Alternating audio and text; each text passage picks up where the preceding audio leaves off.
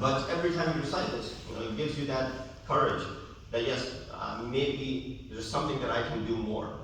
It says, "Man ra'a minkum munkaran falyughayyirhu biyadihi, fa in lam yastati fa bilisanihi, fa in lam yastati fa biqalbihi, wa dhalika adhafu iman." Prophet said what? He said, whoever or whosoever of you sees an evil, let him change it with his hands. And if he's not able to do so, let him change it with his tongue. And if he's not able to do, let him change it with his heart. And that is the weakest of the faith. So don't let go even the weakest of the faith. At least carry on this duty, even just by your heart. Just because you call someone terrorist, they don't become one. That's so easy how to change the perception of the entire conflict.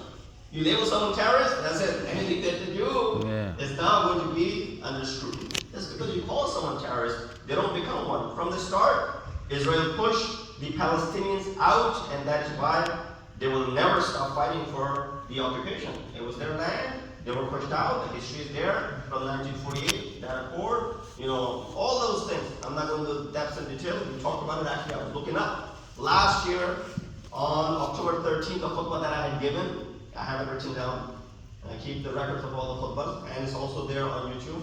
I spoke about it, and we talked about the history from May of 1948, what transpired, and then 67, what happened, the Oslo, pact, and all those things, and we concluded with it. So I'm not going to go in the depths of those, but this was something which I said last year as well. From the start, Israel pushed the Palestinians out, and that is why they will never stop fighting for what belonged to them. Simple as that. It was something theirs. They were living there peacefully with other Jews as well, with other minorities and other people there, and they were living for centuries. But then when you push them out, they're going to try and continue to take back what belongs to them. As far as they're concerned, Israel and their allies, they consider them to be transgressors. They don't themselves consider them transgressors. And you see written in all of the places, do not trespass private property, transgression is not permitted, it's crime by law and all that stuff. You can go bring someone to court if someone transgresses like that. Into your property. These are basic rules and laws. The humans didn't even have to make these. This is already understood. But nonetheless, remember, when the entire world considered Nelson Mandela as a freedom fighter, our government officially considered Nelson Mandela to be a terrorist. So keep that in mind. That's a longer history. When you did 40 years ago, very few of us will remember that. But you still remember that. Originally, while the entire world was calling him to be freedom fighter for his nation, standing up for the rights of the minorities, what was he labeled as a terrorist? Until 2008, of course, that's when the US stopped calling him that. It should be comforting for the Palestinians, and now, of course, the Lebanese as well, to know that our government also accused Mandela and the African National Congress of being communists and terrorists in the past, and even placed Mandela and the ANC on a terrorist watch list. So this was something, just because you call someone to be it, does not automatically make them one. Salawat Muhammad.